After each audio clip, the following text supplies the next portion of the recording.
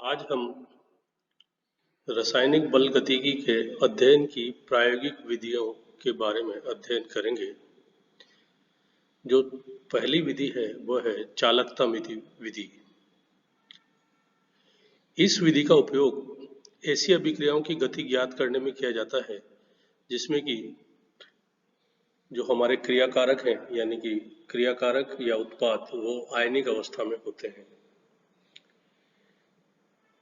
जैसा कि हमें ज्ञात है, विलयन की विद्युत चालकता का मान विलयन में उपस्थित आयनों की सांद्रता के ऊपर निर्भर करता है। अतः हम विभिन्न समय अंतरालों पर विलयन की चालकता ज्ञात करते हैं तथा चालकता के मान से विभिन्न समय पर अभिकारक व उत्पाद की सांद्रता ज्ञात करके अभिक्रिया का वेग ज्ञात कर सकते हैं।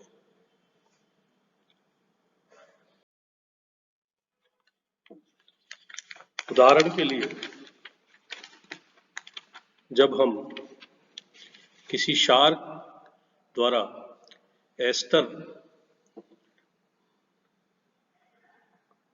के रूप में जल अपघटन की अभिक्रिया का अध्ययन करते हैं तो इस अभिक्रिया में क्या होता है कि जो हाइड्रोक्सिल आयन है वो एसीटाइट आयनों को प्रतिस्थापित करके सोडियम एसीटेट बनाते हैं।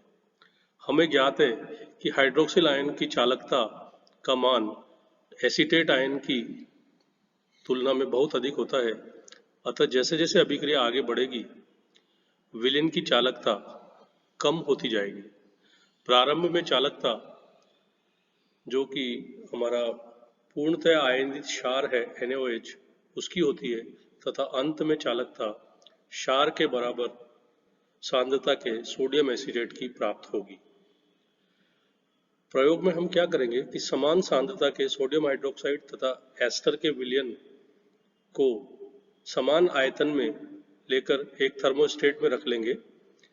थर्मोस्टेट में हम एक चालकता मापी सेल भी डाल देंगे और नियमित अंतराल पर चालकता मापी द्वारा विलयन की चालकता ज्ञात करते रहेंगे। प्रारंभ में अर्थात t बराबर 0 पर जो सोडियम हाइड्रोक्साइड की चालकता है वह क्या है, C0 है तथा किसी समय t पर विलयन की चालकता क्या है, Ct है एवं अभिक्रिया पूर्ण होने पर सोडियम एसीटेट की चालकता यदि C इंफिनिटी से व्यक्त करें तो एस्टर की प्रारंभिक सांद्रता A क्या होगी, C0 माइनस C इंफिनिटी तथा एस्टर की प्रयुक्त सांद्रता अर्थात X बराबर होगा C0 माइनस Ct। अतः A minus X will be equal to Ct minus C infinity. उक्त अभिक्रिया चूंकि सेकंड ऑर्डर की है अतः हम वेग समीकरण x is equal to 1/t x upon a into a minus x में मान रखेंगे तो k बराबर 1/a इंटू टी। x की जगह हमने रख दिया C0 माइनस Ct और a माइनस एक्स की जगह रख दिया Ct माइनस C इंफिनिटी। इस समीकरण से हम वेग नियतांक की गणना आसानी से कर सकते हैं। जो दूसरी विधि है वह है विभवमिति विधि। इस विधि का उपयोग रेडॉक्स अभिक्रियाएं जिसमें कि एक अभिकारक का अपचयन तथा दूसरे अभिकारक का ऑक्सीकरण होता है उनके अध्ययन के लिए किया जाता है। अभिक्रिया की बल गतिकी का अध्ययन विभिन्न समय अंतरालों पर अभिक्रिया मिश्रण का विभव ज्ञात करके किया जाता है। विभव का मान विलयन में उपस्थित आयनों की सांद्रता के ऊपर निर्भर करता है। अतः जो अभिक्रिया मिश्रण है उसमें हम एक विद्युत सेल डाल देते हैं जिसमें 2 इलेक्ट्रोड लगे हुए होते हैं। पहला इलेक्ट्रोड जो है वो संदर्भ इलेक्ट्रोड, पहला इलेक्ट्रोड सूचक इलेक्ट्रोड होता है जिसका विभव अभिक्रिया के दौरान परिवर्तित होता है तथा दूसरा इलेक्ट्रोड संदर्भ इलेक्ट्रोड होता है जिसका विभव अभिक्रिया के दौरान स्थिर रहता है। अतः सेल का जो विद्युत वाहक बल है वह उस इलेक्ट्रोड का सूचक इलेक्ट्रोड का विभव ही प्राप्त होगा। विभिन्न समय अंतरालों पर हम सेल का EMF ज्ञात करके उसको समय के विरुद्ध ग्राफ खींचेंगे तथा ग्राफ का जो स्लोप होगा वह वेग नियतांक के बराबर होता है। अगली विधि है पोलरीमेट्रिक या ध्रुवणमापी विधि।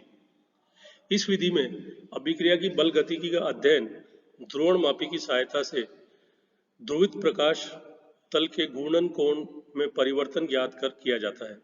यह विधि उन अभिक्रियाओं के लिए उपयोगी है जिनमें अभिकारक या उत्पाद दोनों प्रकाश सक्रिय अर्थात ऑप्टिकल एक्टिव हों तथा ध्रुवित प्रकाश के तल को दाईं या बाईं ओर घुमा देते हैं।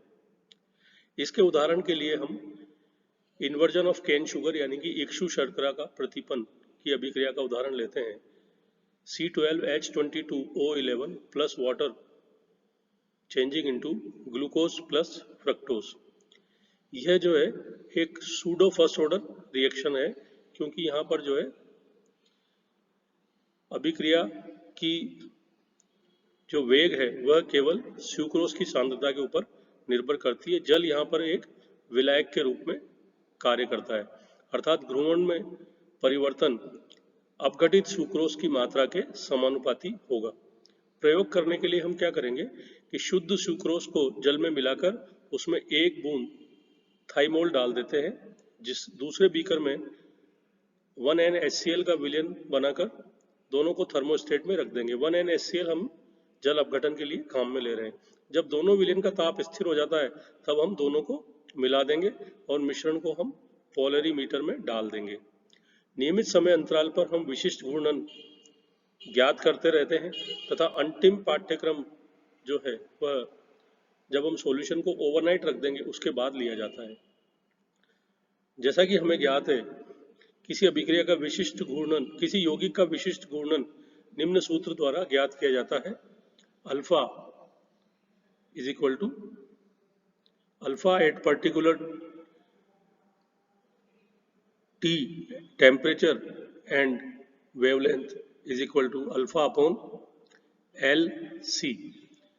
अल्फा जो है वो प्रेक्षित घूर्णन कोण है, लैम्डा जो है प्रकाश की तरंग दैर्ध्य है, L जो है विलयन में प्रकाश द्वारा तय की गई दूरी डेसीमीटर में है तथा C विलयन की सांद्रता ग्राम प्रति लीटर में मिलीलीटर में है और T तापक्रम है।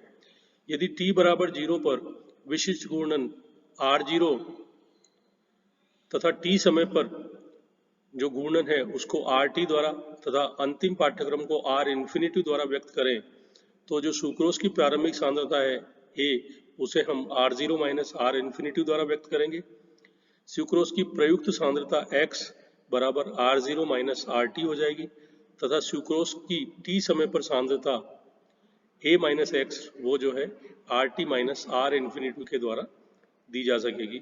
अब A माइनस एक्स के उपरोक्त मान प्रथम कोटि की जो वेग समीकरण है K1 is equal to 2.303 upon T log of A upon A minus x उसमें हम प्रतिस्थापित कर देंगे तथा log R0 minus R infinity upon RT minus R infinity व T के मध्य ग्राफ खींचने पर हमें एक सरल रेखा प्राप्त होती है और सरल रेखा का जो ढाल है वह K1 अपॉन 2.303 के बराबर होता है। अतः हम ढाल से K1 का मान ज्ञात कर सकते हैं। एक अन्य विधि है स्पेक्ट्रोफोटोमीटरीय विधि। इस विधि का उपयोग उन अभिक्रियाओं के लिए किया जाता है जिनमें कि हमारे जो अभिकारक या उत्पाद हैं वो कलर्ड होते हैं।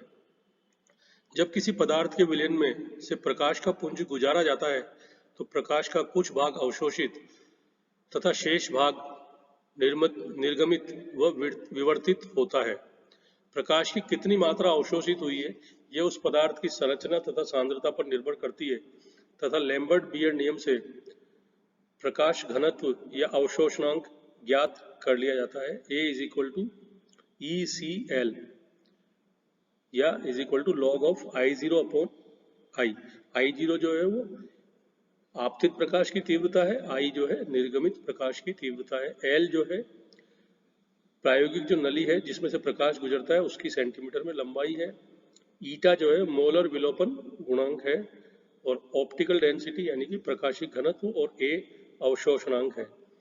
तो उपरोक्त अभिक्रिया की बलगति ज्ञात करने के लिए विभिन्न समय अंतरालों पर हम प्रकाश घनत्व का मान ज्ञात कर लेंगे तथा T बराबर 0 पर उसको D0 t समय पर dt तथा अभिक्रिया पूर्ण होने पर यदि हम d इंफिनिटी से व्यक्त करें तो k बराबर 2.303 upon t log of d infinity minus d0 upon d infinity minus dt से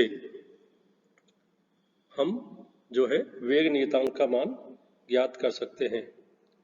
मेथिल एसीटेट के जल अपघटन की क्रिया का अध्ययन इस विधि द्वारा हम 332 नैनोमीटर पर कर सकते हैं।